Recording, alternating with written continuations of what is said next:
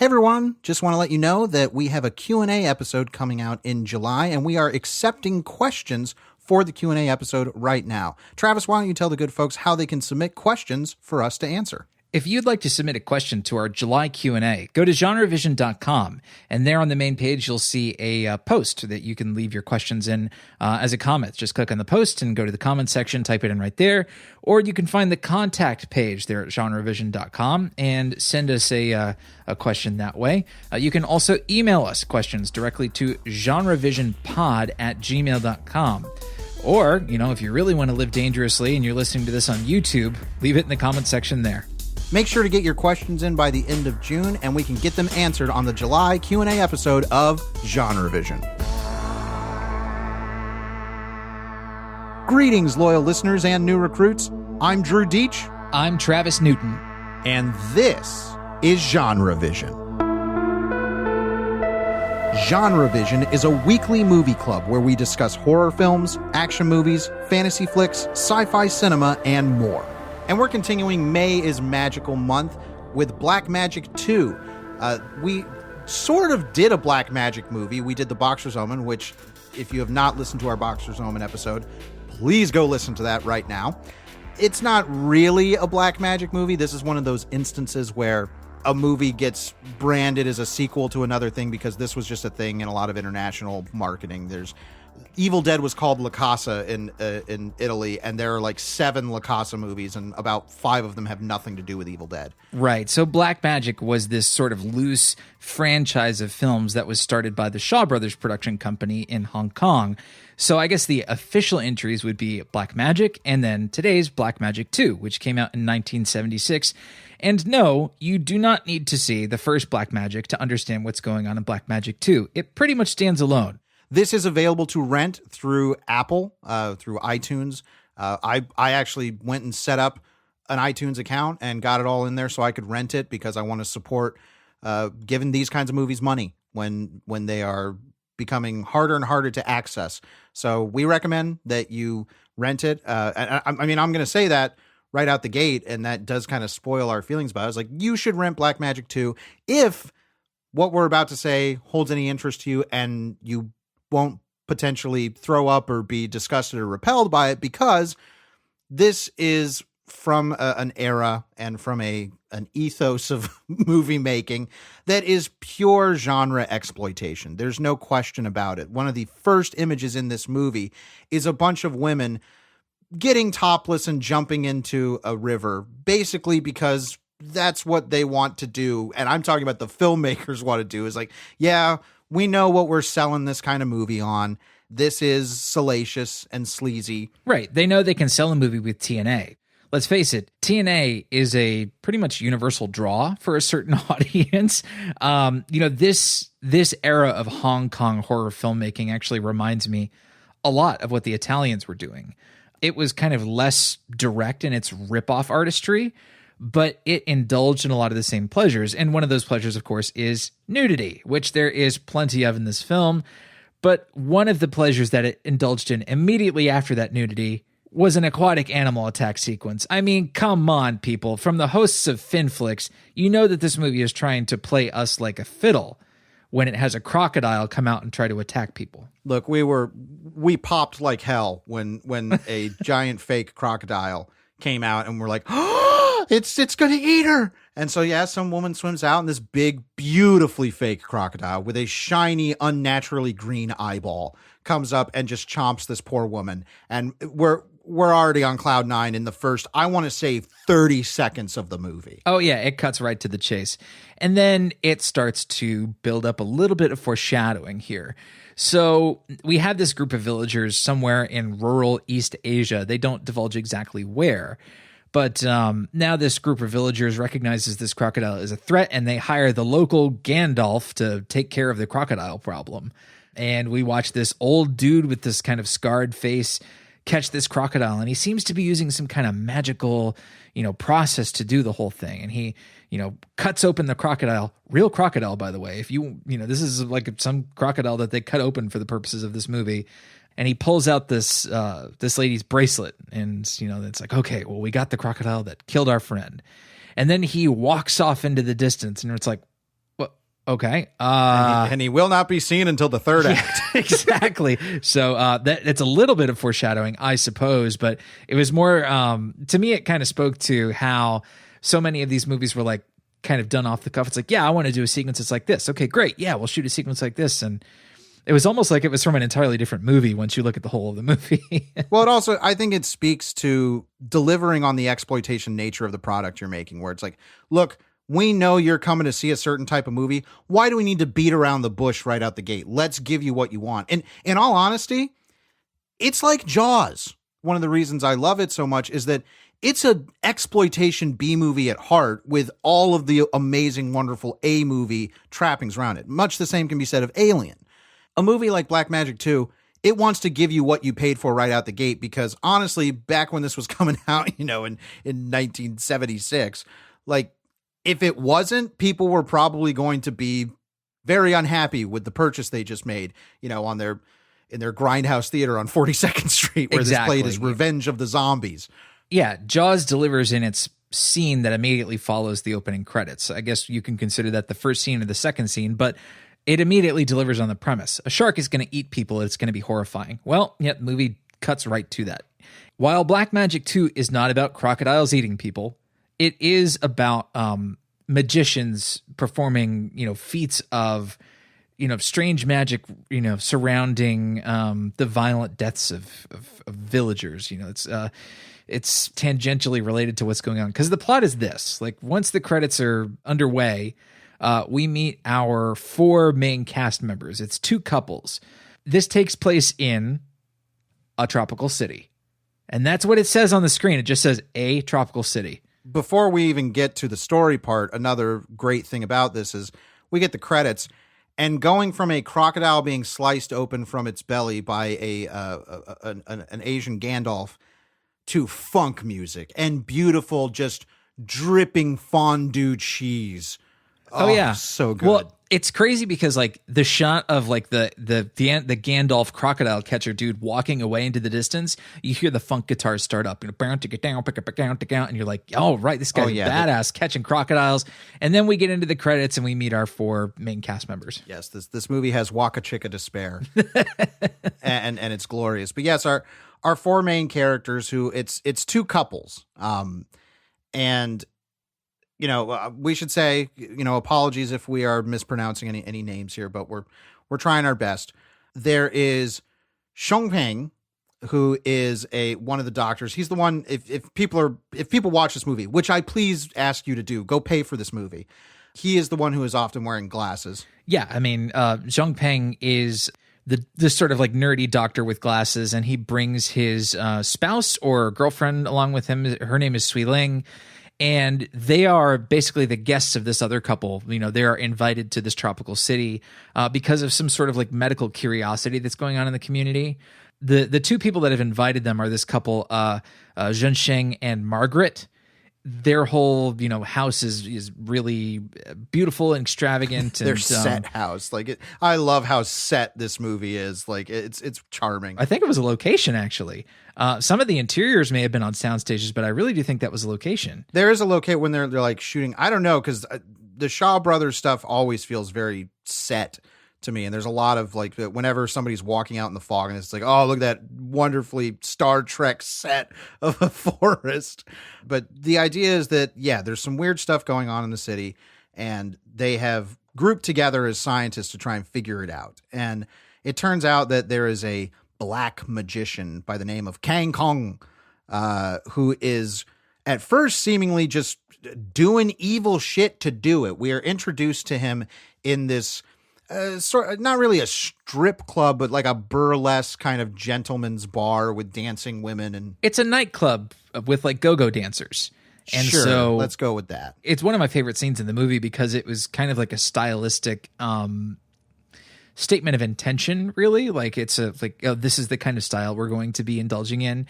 And this coming out in 1976 and being sort of like a Hong Kong movie, it's very into like, the jet set, like fashionable people and like popular music, and what kind of things can we borrow from Western culture to bring in here that would make it sort of seem like it was, I don't know, cutting edge and appealing. And this nightclub scene, it's a glorious set. It may be a location, but I love all this stuff here. You know, the scene transitions are really snappy. The lighting is great in this scene, and we meet the black magician Kang Kong, and there's this local dude who wanders in and is trying to get lucky with one of the local pretty women, but she's the featured dancer in this sequence, right?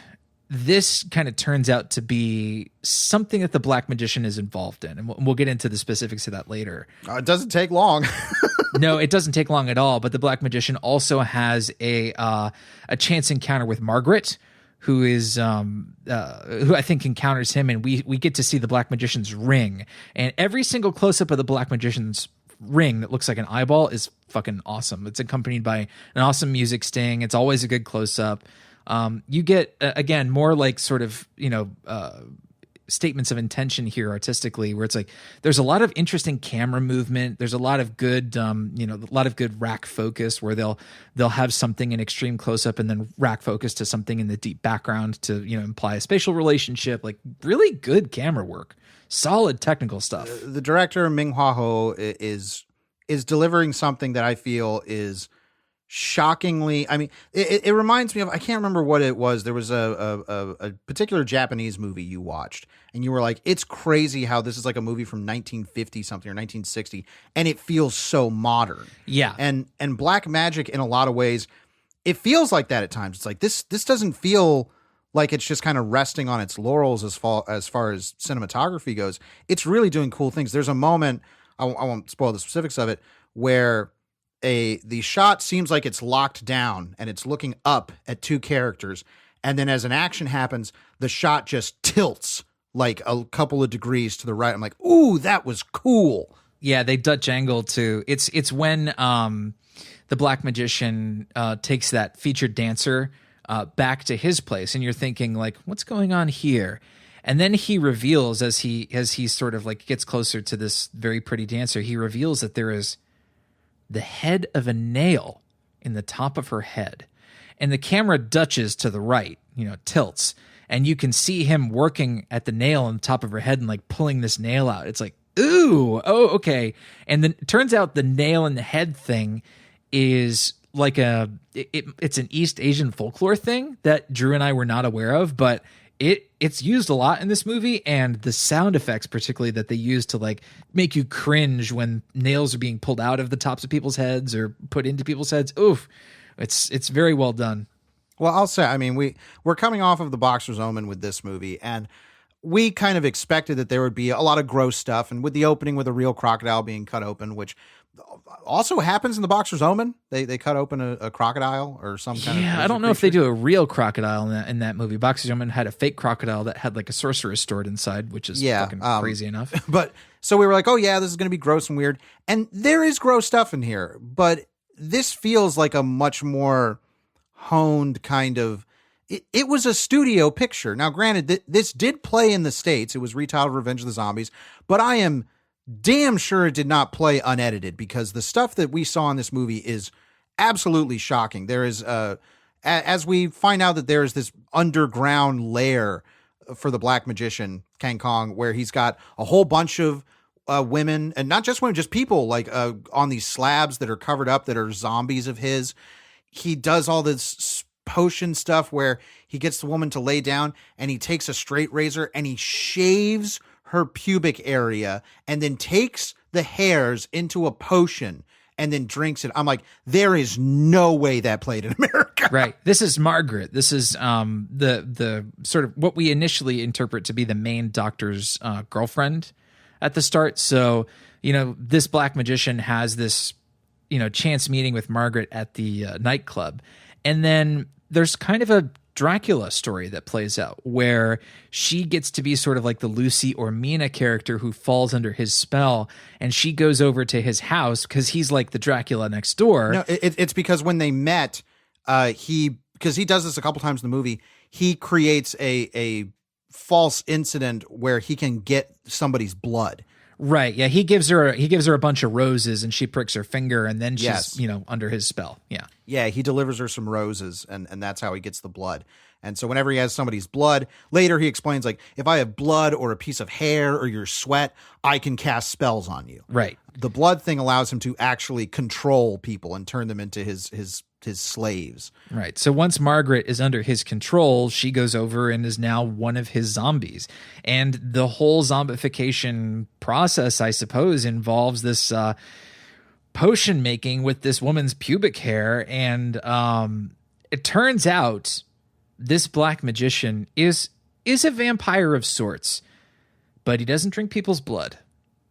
He drinks breast milk. And that is the sustenance that he takes from Margaret. He gives her a potion that makes her lactate and want to bang him, I guess, because they do indeed bang. Well, I think any of the women under his spell, he pretty much, it's he's showcasing sexual dominance, because later in the movie he talks about, because people come to him paying him to do spells. I love, though, when we find out about the breast milk thing, is that when we go to these interiors of the doctor's house where they're always meeting, and they pull a book off the shelf and they're like reading about black magic, because all of these patients are coming into the hospital and there's weird stuff happening, like worms are coming out of their back and weird welts that look like faces are boiling up on their chests and stuff. It's some gross shit. They start looking like, they're like, oh, people are saying these are black magic spells. And of course, they're like, we're men of science. We don't believe this. But here, I just happen to have a book on black magic on my personal bookshelf. Let me open it up. And they're talking about, oh, yes, a black magician would do this, that, and the other. And the photos in the book are of King Kong. Like, they're of the black magician that lives in their vicinity. Yeah, there's an odd thing about this movie where there seems to be moments where our protagonists, who are people of science, express some doubt about whether black magic is real, but it is so quickly discarded to where seemingly all of them just accept and believe that black magic is a thing that exists in this world. Well, they as like an illness. Not so much in that they kind of follow down the paths of what black magic says they should do. And in their minds, it's in an effort to disprove it. Like, they continually bring that up, because there's a very pointed moment later when a character just says, now I believe in spells. Like, yes. It's one of my favorite lines of the movie. But yeah, so Margaret eventually becomes one of his slaves, and there, it's very Dracula, like you said, where it's like, okay, something's going on with Margaret. How can we save her? Well, there's potentially this black magician. We're going to try and root him out, but they don't believe that he's a true magician. So they like, what's the impetus for them? They eventually end up going to a graveyard and digging up a body. Yeah, well, there's some crazy shit that happens between what we've just left off on with Margaret and that point, because the black magician and Margaret, there is a rather salacious sex scene between the two of them while she's under his spell, and she gets pregnant. And it's not a matter of like 9 months later. It is a matter of like, oh, the next day they rush her into surgery to give birth to a horrifying goo monster baby. It is shocking. One of the things that is still so shocking about this movie is like the edit is so brisk. The movie's never boring, but the feeling, of watching this movie is that it's constantly throwing the next scene at you. And to have that whiz by so quickly is like, what? Hold on. Whoa. They just did like a Gina Davis in The Fly scene to her where it's like, oh, here's your monster baby. And it's like, oh, what the fuck? Okay. All right. Well, I guess we're moving on. Look, if we couldn't spend last week talking about every single thing that happened in Simply Irresistible, we can't do it with Black Magic 2 either. These right. are two movies that it's like crazy shit just keeps happening, and then more crazy shit just keeps happening. Right. But in this movie, one of the most remarkable things about it is the rate at which it happens. Yeah, well, the thing is, in a movie like Simply Irresistible, crazy things keep happening, but it's working under the pretenses of very specific American genre expectations when it comes to tone and pacing and things like that. Right. With this, we're experiencing, I'm almost sure, because watching this as far as the edit goes and the pacing, and I think even at the script level, which we should say the writer of this is Quang Ni, and this is the same team, the same writer-director team that made the first Black Magic. Watching this reminds me of the same kind of 70s era martial arts movies that I've watched, where it's like, yeah, this is a kind of cultural thing. I think there's an expectation of the movie to continue moving and to continue delivering on its marquee value. And sure. I think that's something that's just a little bit more foreign to audiences like us. And I actually think with this movie and this type of movie, it's extremely beneficial because, like you said, it's never boring and it continues to surprise you with whatever crazy magic thing it does in the next scene. Yeah. So we have this moment where Margaret is like I said, she gives birth to like the Fly baby, or, you know, the scene like at the beginning of Fly 2, it's like this horrible monster goo baby. And then the schmo from the nightclub comes back, the local dickhead, whatever his name is. He comes to the black magician and says, look, the dancer that I'm in love with, like, I'm going to pay you $5,000 and then you're going to set the two of us up and we're going to be in love. And the magician's like, sure, buddy, whatever you say. This does set up one of my favorite scenes in the film where, yes, you know, this thing that this guy paid for does happen. And, you know, this zombified dancer does go out with him and they go to a hotel and they start getting busy. And the hotel desk clerk is spying on them. And that has some of my favorite reaction shots in the entire movie. Just golden shit. What we didn't mention earlier is that when the nail gets removed from the zombie's head, the dancer one, it turns out that she was 80 or 90 years old when the black magician turned her corpse into a zombie. And when he puts the nail in her head, she becomes young again. So when the nail comes out, she ages. But while they're going at it, this guy's on top of her and he has a Buddha necklace. And when she sees the Buddha, it immediately breaks the magical spell and she starts to age. And the hotel clerk who's across in another room who went to peep on him, he's just like, whoa! And then he just faints on the ground. Yeah, it's face so first, by the way. It's very funny. Fantastic pratfall. Like, yes. Absolutely great. So, but this is ultimately unconnected to the central plot of the film, which is all about these two couples, you know, Zhensheng, Margaret, and then Zhongping and Sui Ling.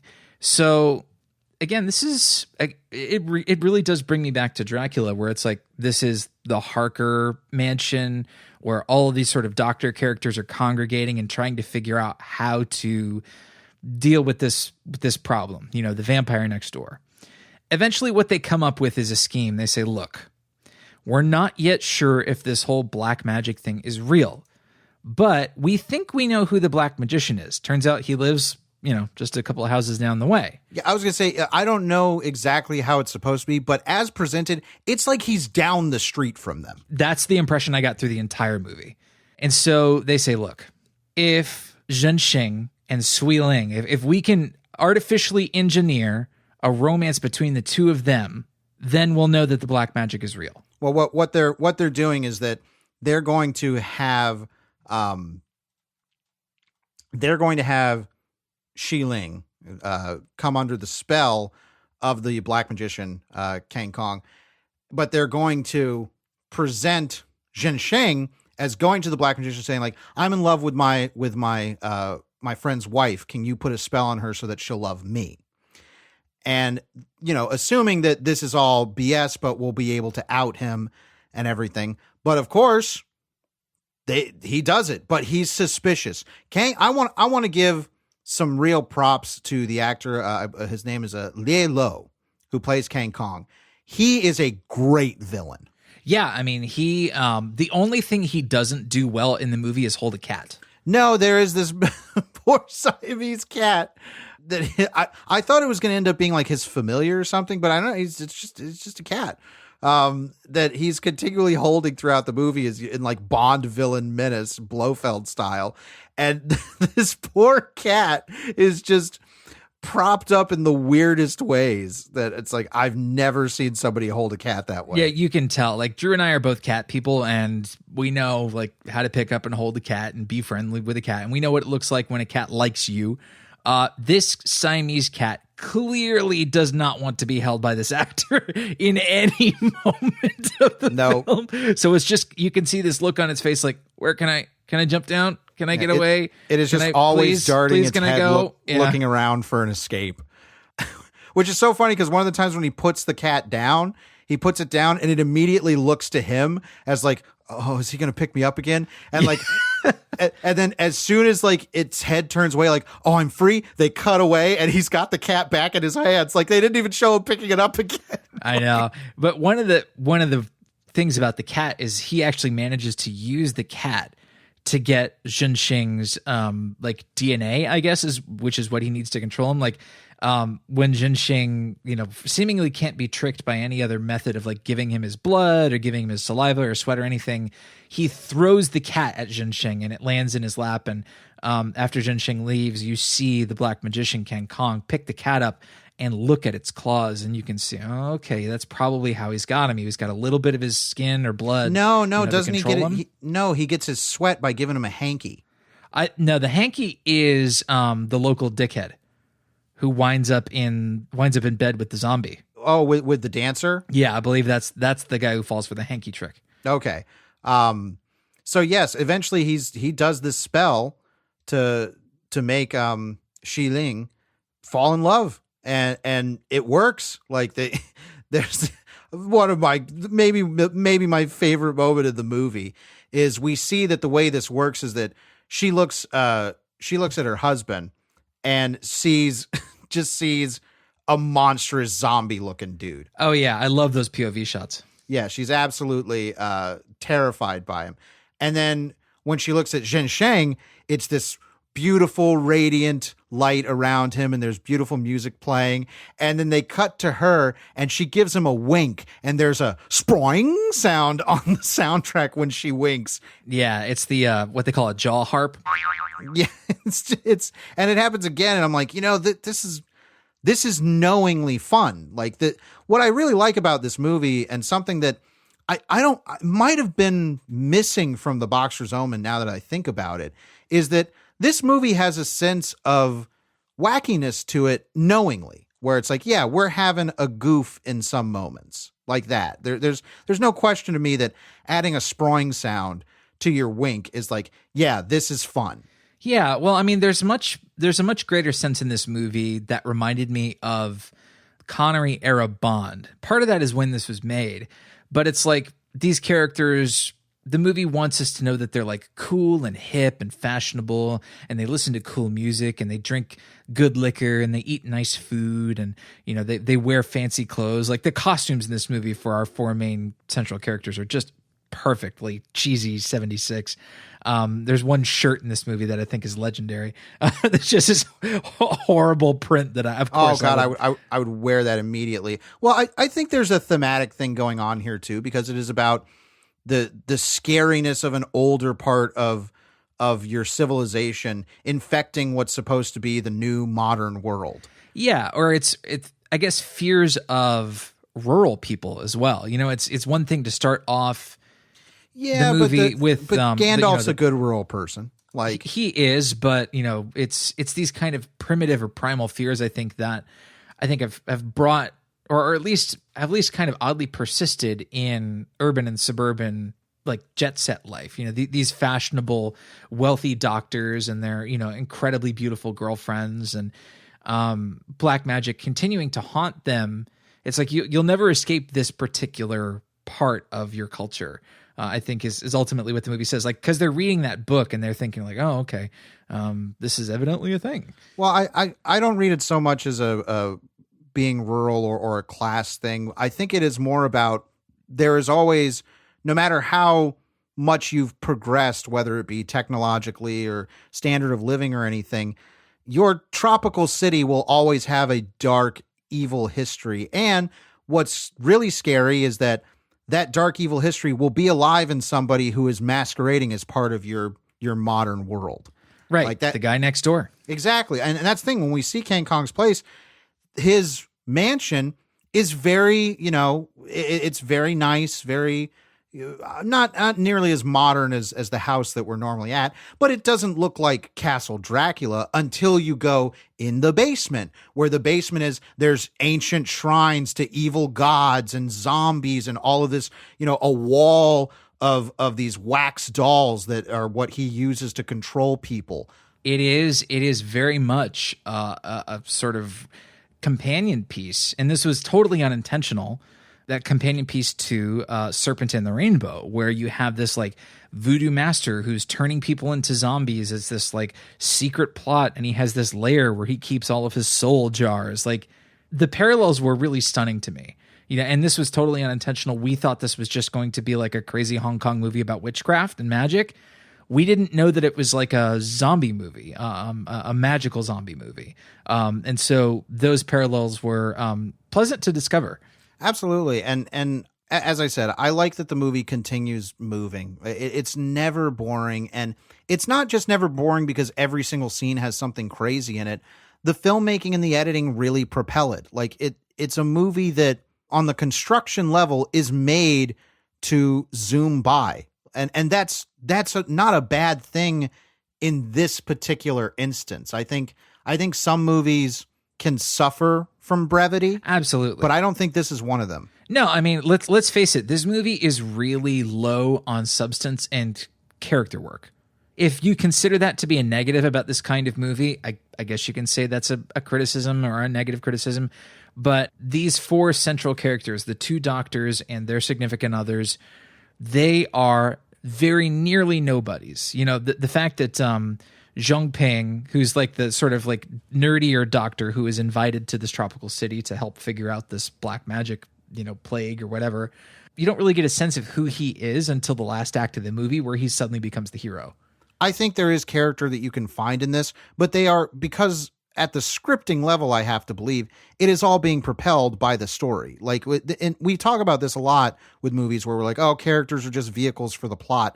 That is going on in Black Magic 2, but I think the movie knows it, and it's not trying to fake you out with awesome. It's like, no, these are characters that you need to deeply care about their personal lives, and let's flash back to when one of them was a kid and had a bad experience with their mom. It's exactly. We don't need any of that stuff here. It ultimately doesn't really become relevant to what the movie is trying to do, and I think would pretty much be unwelcome, because you and I are savvy enough to know when a movie is not about a character's experience, when a movie is more about its own premise.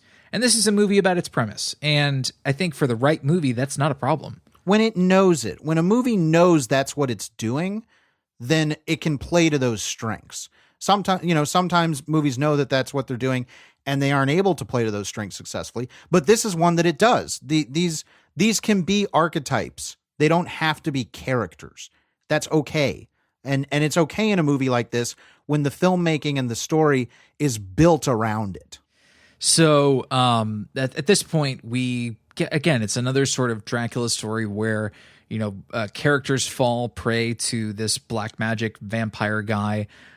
Sui Ling falls prey to him eventually. She doesn't die, but she does get rescued by Zhang Ping and eventually, I think, ends up on bed rest for pretty much the rest of the movie.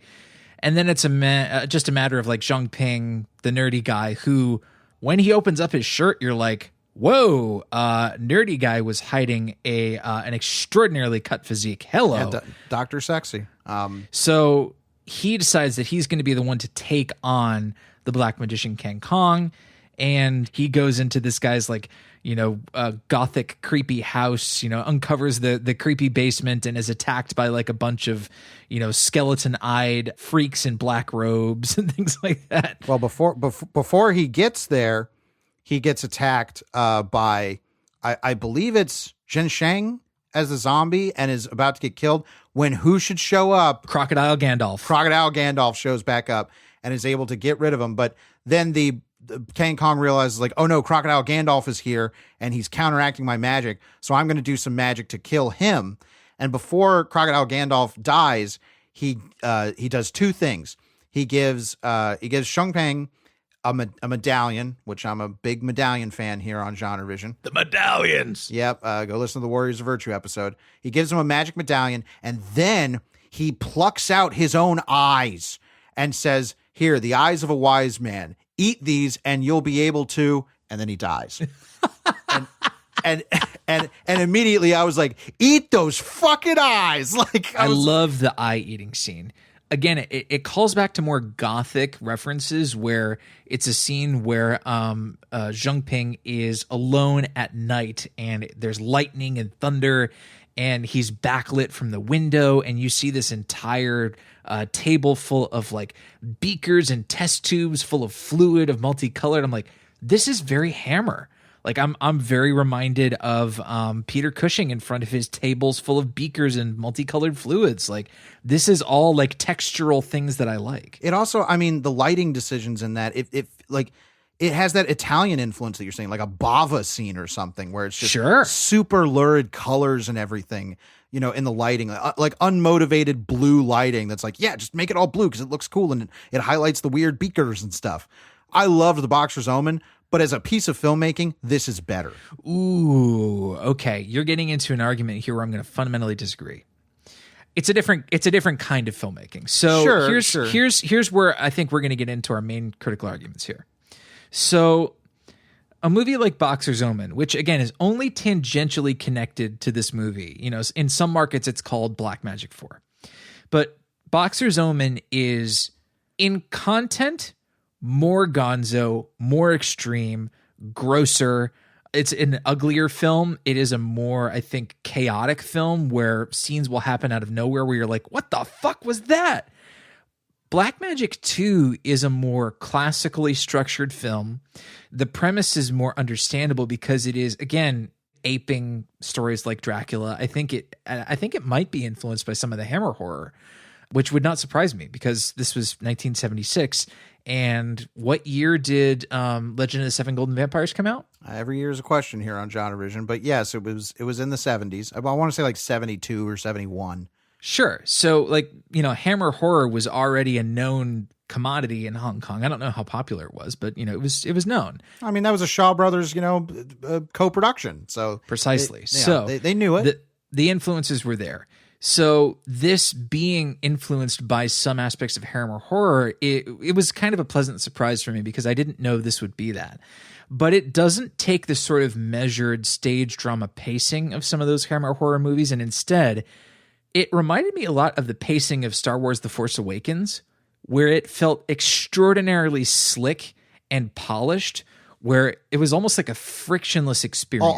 Ultimate briskness. You know, yes. It's a brisk movie. And, you know, I'll say to your point about grossness, while I do recommend people rent this and watch it for this episode, and just because I enjoyed it as a movie, this is still going to be exceptionally gross to most Western audiences. The Boxer's Omen is grosser and more... Oh, by far.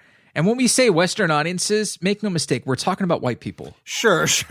You know, it's a matter of that this will be gross. There's plenty of things that I found gross in this, but The Boxer's Omen, the grossness is like a constant mission statement of the movie, I feel, where it's like, we're going to keep trying to gross you out in every scene. We're going to keep upping the ante on how, like, what kind of wackiness we can attach to that grossness. Oh yeah. By the end of Boxer's Omen, the ways that it's trying to gross you out are almost like abstract, where you're like, I don't even understand what I'm seeing.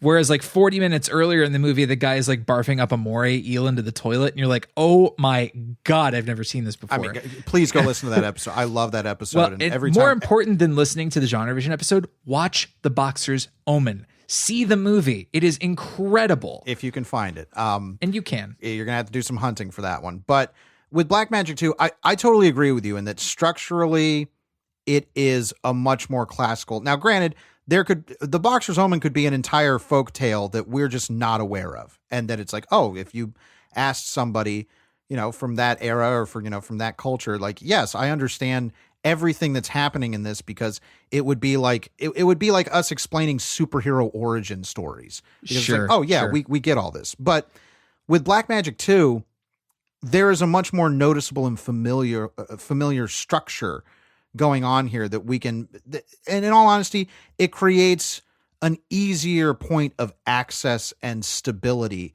to watching a movie like this while all of this insane, gross, wild stuff is going on. Right. Blackmagic 2 is, with a little bit of editing, the kind of movie that you can bring over to the US and retitle Revenge of the Zombies. And there would be a market for it. It wouldn't take a whole lot of reconfiguring to make this into a movie that was appealing to Americans back in the late 70s or the mid 70s. Yeah, on 42nd Street. Like that's Sure, make yeah. no mistake. This was made for the grindhouses. Absolutely. But I think, again, by American white people standards, this would be in some scenes like really shocking. And some of that is going to be for like, I guess what people would call sexually deviant content. Like, I guess there is some of that there. Like, it definitely makes its fetishes apparent. Like, it's not at all coy about hiding them. We've watched a couple of movies recently that are just like, oh, if we need a scene transition, we'll just have somebody shaking their ass, or we'll just put somebody's butt on screen. There are a couple of scene transitions where they're making that transition on like the salaciousness of like, okay, here's something sexy about the human body. I love the transitions in this movie because they're great. They're great. People could learn how to do transitions because they'll be like, well, we should go to the graveyard. Cut to a stone that just says graveyard on it. Like, fantastic. Like, I love that. The sense of economy in this movie is brilliant. They do not waste a single second of your time. I think the running time of this movie is like 92 or 93 minutes. And when this movie ends, holy fuck, is it just over? Yeah, goodbye. Well, in all honesty, curtain falls. It abides by what I think is a pretty good rule most of the time for storytelling, which is if you've dispatched your villain, you're done. Who needs denouements? Denouements are just dragging shit out. Like, leave on the highest note you can. Yeah, it's like the end of Suspiria. I'm talking about the original one here. Where it's like, oh, Susie's killed the Grand Witch. She walks out, and the movie's over. Yeah, and I mean that's essentially what happens here. Is that Xiongping goes there with Xu Ling, I believe, and they're trying to break in and find him and beat him. He has his entire army of zombies at his disposal now, and they're coming out and looking all gross and wonderful. But he has the magic medallion, which when he shines it at the zombies, it repels them. When he shines it onto Kang Kong, he starts like burning up and rotting. Which there are some great optical effects in this flick. I got to give it that. We didn't even being for being a film, a 1976 movie out of Hong Kong. Like there are some good opticals in this flick. We didn't even get to, we had to skip over because this is one of those movies we can't talk about everything with it. We skipped over the air ferry fight. Oh yeah, the cable car fight. That's for some reason it's not a martial arts movie. So the fighting in this movie is not like, it's not a chopsocky kung fu film. There's just this knockout, drag out like fist fight between Zheng Ping and the Black Magician. And for some reason there's like a cable car, like, I don't know, 20 feet from this dude's house, and they just tumble into it. And it's like, whatever, which Bond movie is it that has Jaws? I think he's in a couple of them. He's in the one where he bites like the cable car cable. I don't know. I've not seen it. Okay. Well, I haven't seen it either. I just know it is a thing in pop culture. But anyway. Drag us for that in the comments. Sure. Just, beat our asses for it. But, there is some, it's either rear projection or compositing, but it's so charmingly cheesy that I couldn't help but love it. Well, I love it because it's like, this is a bit like the Shaw Brothers were a factory and they were a major studio and output, but it's like a tinier studio going up against some, one of the big, monoliths like Warner Brothers or Fox at the time, where it's like, this is the best they could do. And by golly, I love them for it.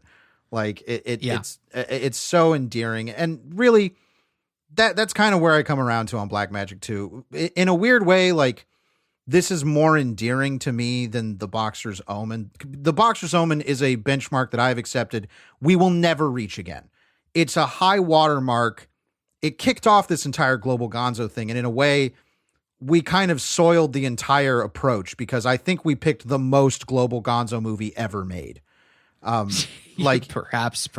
So with Black Magic 2, because there's a little bit more familiarity in the structure, because it still delivers on that same gross out, weird supernatural horror wackiness that I love about The Boxer's Omen, but in a -1 degree more accessibility, it ends up like feeling a little bit more like home. Like it's like, oh yay, this is like you must feel when you see Evil Dead. Like, and it's like, oh yeah, this is wacky and gory and crazy. But I feel like kids going out into a cabin makes total sense to me from a story point. Sure. So Black Magic 2 ends up kind of feeling in that really sweet comfort zone for me. It's something that I'm kind of hoping if we continue down this road of HK movies, because we have to do the first Black Magic now. Yeah, I expect we will likely do the next Black Magic film, which is the original. And by the way, the director of Black Magic and Black Magic 2, Meng-Hwa Ho, he's the guy that directed The Flying Guillotine. So we're gonna watch that. This has got some Wu-Tang legitness. Well, and that's why I say again, the editing style and everything feels very much like kung fu movies, martial arts movies of that era. But what I was going to say is that if we continue down this road, I'm glad that it was not just the Boxer's Omen 2. That it wasn't like it's the same kind of thing. I would have enjoyed it, but I think there would have been a sense of like, well, okay, I'm glad that it was different in certain ways. And I'm hoping that if we do more of these movies, if y'all loyal listeners are interested in us covering more of this stuff, that we can find stuff that continues to deliver what we want, which is supernatural horror, craziness, and some, these exploitation elements. But we want to find things that feel different, whether it's in the structure. Maybe the next one we watch is actually a deeper character piece. I would love to get one of those from these movies, which we haven't really had yet with Boxer's Omen and Black Magic 2. I can't recommend this enough. I really had a great time with it, but I'm recommending it on that scale of you got to be ready for some gross 70s exploitation horror stuff because it's all there. If you wanted to find something that was similar, I guess, to Black Magic 2 or something that it reminded you of, you would go to The Shelf. And The Shelf is a collaborative thing that we do on GenreVision. Basically, if you want to find a pairing or something to substitute for it, you would pull something down off your shelf. If you want to pull something down off your shelf for Black Magic 2, you can do so by going to GenreVision.com and finding the post for this podcast on the main page and leaving your shelf pick in the comments section. If you do, we will make sure to read your shelf pick next week right here on the show. Drew, what are you pulling off the shelf for Black Magic 2? I think we've both already kind of mentioned our shelf picks throughout the episode. I'm pulling off The Fly too. Originally, I was going to do The Fly because it's like that's an extremely gross out movie that for whatever, not for whatever reason, it's a brilliant movie, but for reasons that American audiences were able to stomach and accept. But I'm going with The Fly 2 because The Fly 2 is just slightly trashier. And slightly, yes. Drew. But make no mistake here. Travis and I are enormous fans of The Fly 2. We are cheerleaders for that movie at every chance we can get, and that's part of the reason why I wanted to pick it as my shelf pick. The Fly 2 deserves some serious love. It should not be permanently in the shadow of its predecessor, which is such an interesting thing in the story because it's about a son, and the relationship that he has with his father that he's never met, that's, super well regarded and everything. I find The Fly 2 such a good movie. If you are only looking at it by comparison's sake, yes, it's a lesser movie than The Fly, but that does not mean it's a bad movie. It's not at all. Chris Walas does a really good job at the direction, and the effects in it are even goopier and grosser than they were in The Fly. I can't believe that's true, but I think it's also because the effects in The Fly 2 feel closer to something like an Italian or HK horror movie. Like they're really nasty. Yep. The Fly 2 also manages to be like strangely more sentimental than its predecessor and also at sometimes more subversive. It is it is a really cool and silly monster movie. Yeah, I feel like, and this is part of the reason I like it, I feel like as opposed to Cronenberg's version, Chris Walas, being somebody who came from the effects world, really likes rubbing your face in the nasty effects. Oh, yeah. And it's great. I mean, there is what might be the all-time greatest face melt scene in cinema history in The Fly 2. So by that alone, it should merit a recommendation. But Travis, what are you going to pull off the shelf for Black Magic 2? This is, again, something that I've mentioned throughout today's episode, and it's Hammer's Dracula, also called Horror of Dracula, I believe, in the U.S. market. This is the classic film starring Christopher Lee as the Count, who gets very little screen time and I think only one or two lines of dialogue in the film. It is again, a seminal classic that everybody should see if they like vampire horror. Peter Cushing as Van Helsing. It's an incredible touchstone of horror cinema. But, again, it's not even my favorite Hammer horror movie. It's not my favorite Dracula, but it reminded me so much of everything that was going on in Black Magic 2 that I had to have it as a pairing today. Go listen to our episode. We did it just earlier this year. Really, really enjoyed that. Well, now we have to head over to the listener shelf picks for last week's episode on Simply Irresistible. Thank you all for coming out for that episode, honestly. I was not expecting the response we got, so kudos to y'all for being awesome.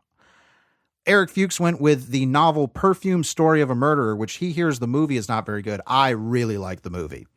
I have yet to see it, but when I do, I'll report back. I would do that on the show in a heartbeat. Wall Drumpus went with The Matrix Reloaded for the Merovingian cake scene, which is a good pick. Eric Johnson went with the Emilia Clarke movie Last Christmas. Stephen Esbella went with Serendipity, which I mentioned in the episode. JT went with Like Water for Chocolate and Mannequin. I've not seen Mannequin. Maybe one of these days. Fergal Colreevy went with Capote because of the preponderance of 3 named actors and the trouble that we had with the 3 named actors we had to deal with in Simply Irresistible. So yeah, he's trying to set, and then he suggested an entire theme month of 3 named actor movies just to trip us up. But I like that. Thank you, Fergal. And Mr. Milksteak went with Love Potion number 9 and the television show Pushing Daisies. Thank you, everybody, for the listener shelf picks. Love having them every week. And I'm really looking forward to the ones we have for next week on Black Magic 2. Now, we do have to do some calls to action, but stick around because afterwards we've got Currently Consuming coming up, where Travis is going to talk about a movie we both watch, a cult B movie. I don't even know if it's fair to call it that, but an absolute trashterpiece classic. And I'm going to talk about the new Zack Snyder film. We want to remind you again, we have our Q&A episode coming out in July, so we are accepting Q's to A. You can submit questions to us either we have a post on the GenreVision.com homepage that you can comment on and leave your questions there. You can email us at GenreVisionPod@gmail.com. If you're on the Patreon, you can comment on the Patreon. And if you leave a question there, we will make sure to file it away. We need Q's to A, so come on out. You can ask us anything and everything you want. Speaking of the Patreon, we just recorded our pre-show, started talking off about Rocky Horror, and ended with what's going to be a Patreon exclusive episode of Nomadland versus the Rocky Horror Picture Show. If you want to hear how we got to that place, you're going to have to go to patreon.com/GenreVision, sign up to become a premium subscriber for just $5 a month, and you can get access to all the weekly pre-shows we do, as well as additional content like extended Currently Consuming episodes every month, and bonus content for all the GenreVision network of shows. That's patreon.com/GenreVision. And last but certainly not least, we did get a new rating on the Apple Podcast Store, and that definitely helps us out. So thank you to whoever did it. And they also rated us 5 stars. So thank you. Thank you very much. But we are also looking for new reviews. Those written reviews really help the show out. So if you can go to the Apple Podcast Store and leave a written review, we promise to feature it on the show. We even did a 1-star review. So whatever review you leave, we will feature it here. All right, let's do some Currently Consuming. Nom nom nom nom nom. Travis, what's been on your plate? You and I watched Samurai Cop recently for the first time. Yes, we did. And I had been seeing this movie in clips, thrown around the internet for years, and I was like, "Oh yeah, I definitely got to watch that. That's definitely on my list." And for whatever reason, I just didn't get around to it until now. And turns out it was like the same story for you. You just hadn't really got around to it until now. So you and I decided to watch it at the same time, synced up. This movie is everything people say it is for the first half. Like, the first half of this movie is great. I would lump it up there with like Troll 2 in terms of the magic, what the fuckery that's going on in that first half. It is absolute, just, it's coming from another world, and it's beautiful. It's exactly what you want with that kind of an experience in a movie.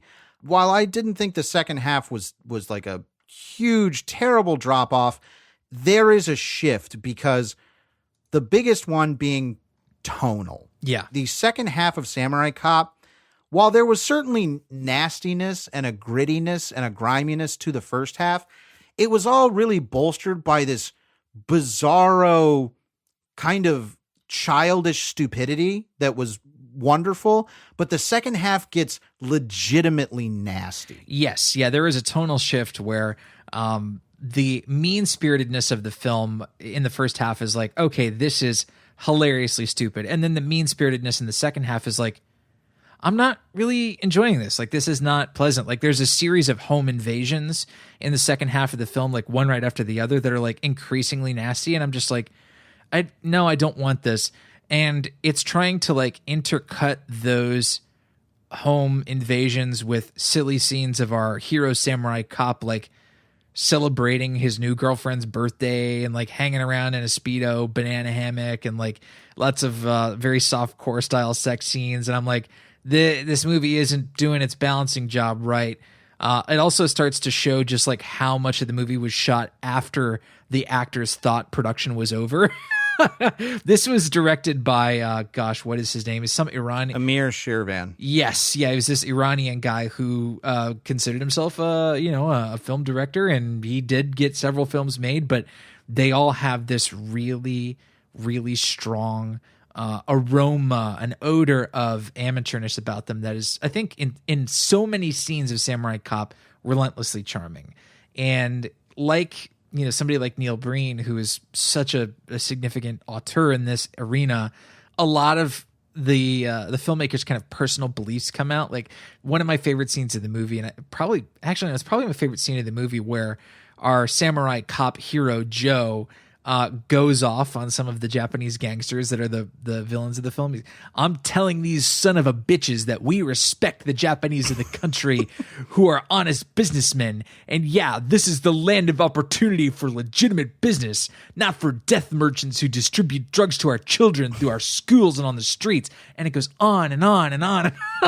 And on. This movie is very, very funny. And I have to recommend it to everybody who likes that sort of like wacky gonzo cinema. But I tell you what, if the second half of this movie was anywhere near as good as the first half, this would be like an instant big time love for me. Like, I'd be telling everybody to go see this. I mean, I'm just going to drop in. I don't know how your favorite scene is not the doctor scene. Yeah. Robert Zadar pops out of a laundry cart, which is fucking funny. Before that, when there's this extended like flirtation with the doctor, and she's like, the nurse. Yeah. Bingo. Fucking brilliant. You got to see this flick. But again, like, set your expectations that by the second half of the film, it's going to fall off a bit. Yeah. Well, over on my end, I have seen, or I'm sure as some people, I've experienced the new Zack Snyder work.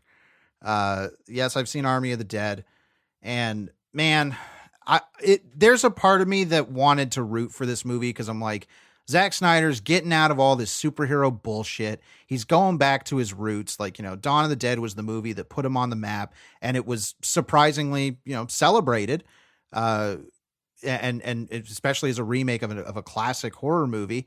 And I was like, all right, he's going back to this, and I hope that's where he's going to thrive. And man, Army of the Dead is just such a slog and boring and just a nothing movie. It's I mean, a common refrain, and it's one that I pointed out, is that Snyder is his own director of photography on this, and as such, his directorial, cinematographic interests are really bad. Like, everything in the movie is shot with this extremely shallow depth of field, to where if a character moves even slightly away from the center of the frame, they are out of focus. And he's using some very specific lenses and filters in this movie too, to give it a really soft look. It's really halo-y, and I haven't seen the movie, but I've seen a lot of footage and I've seen a lot of production stills that are trying to get this look. And I can tell you right now, it's not a look that I like. I mean, I understand his interest in photography, and it's like, yeah, this feels like a photographer's choice. Like, where if you were snapping a snapshot of something, it works. We know Zack Snyder loves his tableaus. He loves slow motion and speed ramping for this reason, where he wants to create a moment that lasts in time. Yeah, there's not a lot in that. Really? Wow. That's pretty much, he gets all of that out in the opening credits sequence, which is kind of refreshing sounding, actually. Which is the fall of Las Vegas. It's like, it's a big musical number that's introduced by a Liberace impersonator, where, I'll say this, one of the positive I'll say for this is an extremely gory movie. I was very pleased at how extreme the gore was. There are some just really shocking, for I think most audiences, moments of big time gore. And I liked that because I like gore in movies. But otherwise, it's like 2.5 hours, and it feels its length. It's a very basic story. Like the concept of the movie actually appeals to me. Like, oh, Las Vegas, it's not a zombie apocalypse. Just Las Vegas has turned into a zombie quarantine zone. And this guy hires a bunch of people to do a heist movie in the middle of a zombie movie. Great genre mashup idea. Like, I really liked that idea. It was one of the reasons I decided to watch the movie. But as a heist movie, it kind of fails. There's very few people in the cast that make a strong impression. I shouldn't say the cast, it should be the characters as written, because it's also written by Zack Snyder. And he's riffing on stuff that I have to believe it's direct homage, because there are he does multiple things from Aliens in this movie, and he does them multiple times. Like the Vasquez blow up moment happens twice. The Bishop, you asshole, you went away, you flew. I'm spoiling the movie. I'm sorry. Like, You're also spoiling Aliens, which, I mean, come on. Sure. How could you? How could you? But, like the Bishop, you asshole, you left us moment happens. There's a part of me that I do want Zack Snyder to prosper, because from all accounts, it sounds like he's a really nice guy to work with. And those seem few and far between in the Hollywood industry. Sure. Yeah. By all accounts, he sounds like a very pleasant person. And I want him out of the DC. Like, I want him gone from the DC stuff. I want that to be out of his system, and like, go make the Fountainhead so I don't have to watch that, and get that out of your system. Like, go do whatever that stuff is. Have your artistic, Netflix gave you $200 million, whatever. Great. But honestly, if this is the best he can do, I'm out. I'm done with this dude. Like, there's just nothing going on at a writing level or at a stylistic level that has any interest for me. Well, I mean, I think what this means is that you and I have to find out if he really did peak with Legend of the Guardians, the Owls of Ga'Hoole. Well, that is, because if he did, then holy shit. I was looking at, that is the only featured directorial effort of his I have not seen. So the completist in me is like, I gotta watch the cartoon owl movie. I mean, I watched the trailer earlier today, and I was like, wow, this actually looks way more like a Zack Snyder movie than I remember. Like, it's way more tableau-y. It has his sort of tone and lighting schemes in it. I was like, okay, well, you know what? I'll give this a shot and see, like, is this a thing? I'm wondering if his interests, stylistic interests, are better suited to animation. Because I was thinking about that while watching Army of the Dead. I'm like, if he really could let loose in animation doing this, he wouldn't be doing this horrible focus thing. Well, like, isn't there an animated spinoff of Army of the Dead already in the works for I don't know if he's directing that, or if I think he's just a producer on it. I don't know who they nabbed to direct that and kind of guide that. But if it's the same characters and stuff, I don't care, because I don't care about these characters. But I would love to see him. I would love to see the Owl movie, because I want to see if it's like, if this really is the best example of what he's trying to do, maybe this is where he belongs. So maybe, I don't know if we'll do it on the show, but I have to see the Owl movie at this point. So I will report back when the Owl movie has been seen. Yeah, I'll watch it with you. I'll take the plunge with you on that one. All right. Well, let's wrap things up with our comment of the week. Y'all really stepped up this week and democratically chose the comment of the week, which makes our job incredibly easy. So thank you. The comment of the week comes from Sam Shelton, who said, this is for Simply Irresistible, punch up for this movie. Swap out the crab for a giant prawn and rename it Shrimply Irresistible. Round of applause. Come on, Drew. Clap. Clap. Thank you. Thank you. If I could stand up right now, I would. This is what Discuss's upvote system was made for. Exactly. Is comments like this. So, yeah, absolutely democratically chosen as the best comment of the week. I mean, just a really stunning pun. And not just through upvotes. There were comments from loyal listeners that we get to see every week who are like, we're nominating this for comment of the week. And I was like, you got it, y'all, because it deserves it. So thank you, Sam Shelton, for somehow making Simply Irresistible even better, which I didn't think was possible. It's even more irresistible than it ever was before. It's all thanks to you. We will be wrapping up May is Magical Month next week. And y'all, I hope you know we do this for you. we love you, and we are glad you're on this ride with us, because next week we close out the month with the feature film Dungeons and Dragons. We'll probably reiterate this when we get to our final thoughts on the theme month. We've had a pretty good month. If you look back at it, I think the month has been very successful and mostly enjoyable. So we have to do this every once in a while to ourselves. Will this be the next Junior? You'll have to tune in next week to find out, just if we survive Dungeons and Dragons. So as always, we want to thank you so much for listening. I'm Drew Deitch. I'm Travis Newton. And we'll see you next week. Right here on GenreVision.